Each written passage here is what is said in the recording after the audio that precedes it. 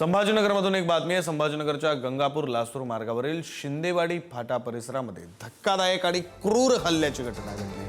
32 वर्षीय तरुणाला अज्ञात हल्लेखोरांनी निर्जन ठिकाणी नेऊन त्याच्यावर धारदार शस्त्राने हल्ला करत गुप्तांगावर वार करून गंभीर जखमी केले।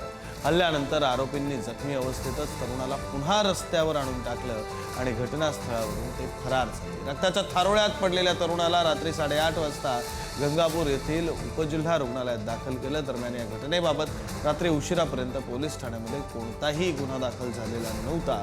पोलिसांकडून पुढील तपास सुरू आहे।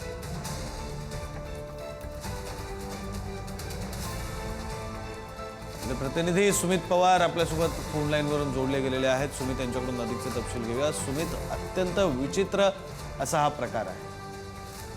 नमस्ते विक्रांत। छत्रपती संभाजीनगरच्या गंगापूर लासूर महामार्गावरील शिंदेवाडी फाटा परिसरात काल रात्री ही धक्कादायक घटना घडली आहे आणि क्रूर अशी घटना म्हणावी लागेल। एका 32 वर्षीय सीताराम आसाराम अळणकर या तरुणाला अज्ञात हल्लेखोरांनी लक्ष्य करत एका निर्जन नेले आणि त्या ठिकाणी त्याच्यावर धारदार शस्त्राने हल्ला केला। तसेच त्याच्या गुप्तांगावर देखील वार करत त्याला जखमी केलेला आहे।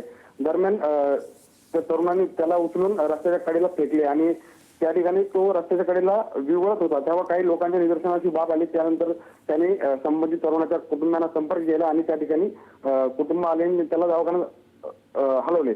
मात्र ही घटना अत्यंत क्रूर म्हणावी लागेल आणि या प्रकारे आता काल उशिरापर्यंत गंगापूर पोलीस ठाण्यात गुन्हा दाखल करण्याची प्रक्रिया सुरू आहे आणि या तरुणावर देखील सध्या गंगापूर उपजिल्हा रुग्णालयात उपचार सुरू आहेत। मात्र अत्यंत क्रूर ही आणि घाणेरडा प्रकार म्हणावा लागेल विक्रांत।